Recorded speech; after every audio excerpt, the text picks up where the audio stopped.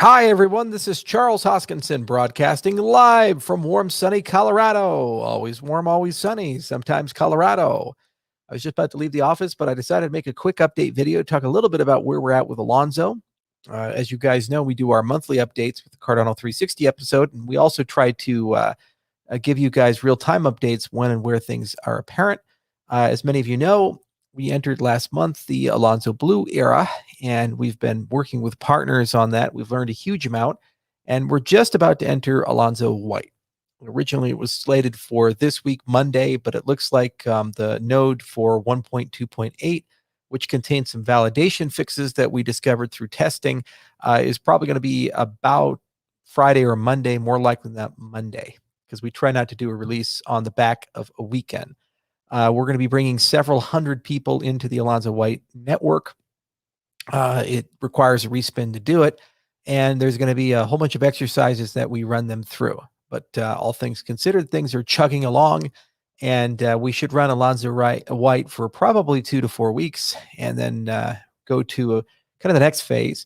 The wallet backend is slated for full integration at the end of July, and the first stage of the Plutus application backend integration is slated with the node for end of July as well at our current velocity. Then there's a Daedalus integration that needs to be done. Typically takes about 2 weeks, 1 to 2 weeks. So we think probably August 9th is when that's going to occur. And then there'll be some announcements and statements we make at the Cardano 360 episode at the end of this month about specifically what does that mean for the Hard Fork Combinator event to turn on Alonzo. So things are looking good. We've discovered standard bugs you would expect to discover and integration issues you'd expect to discover along the way.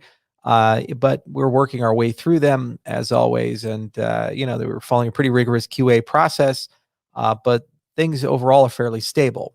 The development ecosystem is quite large. It's kind of bizarre. The crypto media and people over Twitter have decided to make an issue out of a tweet where I predicted that there were going to be many assets on Cardano and many dApps on Cardano by end of July in about a year's time.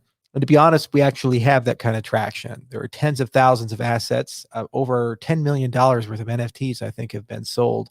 If we're counting correctly, throughout the Cardano network, there are thousands of them issued, all kinds of commercial activity there. If you look at the Catalyst funding set, when you look at the DeFi set on Cardano, there are dozens, if not hundreds, of good candidates there, and over 1,500 developers trained through the Plutus Pioneers program. So there's enormous amount of commercial interest, traction, community effort with Cardano. And we're seeing that with Alonzo Blue and soon to be White. And we're seeing that with independent projects and how fast they're moving. So all things considered, the ecosystem is quite healthy and viable. And since that time of the prediction last year, we've seen a tripling in the population size of Cardano and obviously a lot of value accumulation as well. We're the number one stake network in the entire space, number one for commits, and we have a humongous population in every social channel from Reddit to Telegram, and a lot of excitement and activity, and recently even got accepted in Grayscale's fund. It's the third largest holding and a lot of institutional interest. So by every measurable KPI, the growth of the last year has been remarkable, and smart contracts are nearly here. It's just a phased process because Cardano is so large, listed in so many places, and there's so many moving pieces. That process has to be followed, and we outlined it. Alonzo Blue, White, probably Purple will be broken into 2 stages, and the HFC event is still roughly on schedule for where we thought it was going to be. And of course, there's a lot of work to be done with the application backend, and that's underway, and that's done in stages as well. First, the Plutus application backend to the node, and then after the full wallet integration, the PAB integration to the wallet backend. And so all things considered, the velocity is exactly where it needs to be. The progress is exactly where it needs to be. Alonzo is coming. And as I said, every month we give you guys a pretty comprehensive update with the episode. And there's a lot of commercial activity already occurring. And we expect to see significantly more activity over the next 90 days. The Goguen Summit has been announced. We said September of 2021. And the location physically, I believe, will be University of Wyoming. And there will be a hybrid event with a digital location as well. And we'll showcase a lot of the great things that are being done. Those who levy criticism at this project are either misinformed or malicious at this point.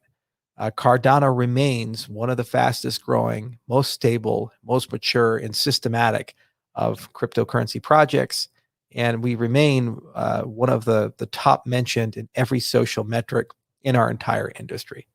And you can see every week progress being made, every week development being done, and people talking about it on Twitter, on Reddit, on Telegram, with their own projects, and a very vibrant ecosystem. So that's where we're at. And it's going to be a very exciting 90 days as we continue to systematically go through the colors of the Alonzo rainbow, leading to a hard fork combinator event. And then we're going to see a lot of apps wake up on the network and a very big ecosystem grow.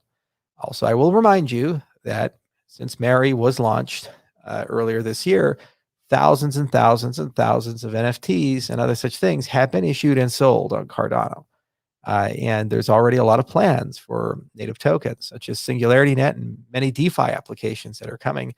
And we continue, of course, with integration of all other components. There is a full Hydra team working.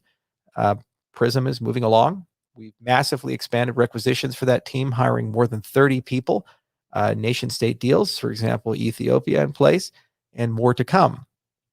So that's a very dense pipeline that we have, and each and every one of those will produce and create value for the network. So don't pay attention to the noise, follow the facts. That's what we've always done. Peer review volume is, of course, high. We're up to over 110 papers. Omega's in progress. We already released the Mithril paper. We have a Hydra Pay paper, which is just getting cleaned up and finalized, and that'll come out soon. And we continue to make progress on stablecoin research.